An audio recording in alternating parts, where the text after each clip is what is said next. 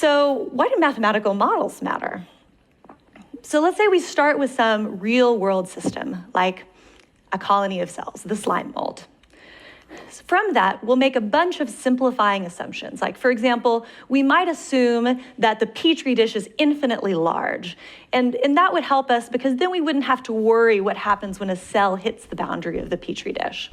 And if we make a bunch of these simplifying assumptions, we can move from the real world to the fake world, which is where I live, the world of mathematical models.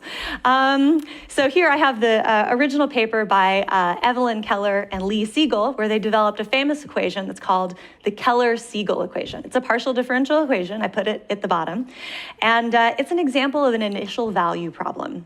So basically, you give me an initial configuration of the cells, and what the equation says is it predicts where the cells will move next, what the movie will look like starting from that initial configuration.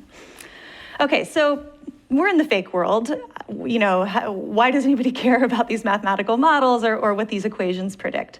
Well, the first reason is that these equations allow you to make theoretical predictions about the real world system. So let's just say that maybe you wanted to add a chemical to the Petri dish that would somehow inhibit the effectiveness of the chemo-attractant that each cell was spitting out.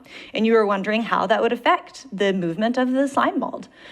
Well, what you could do is at first you could look at the mathematical model and make a prediction about what this chemical would do. And the mathematical model could also guide you as to what experiments you should do in order to either validate or disprove this prediction.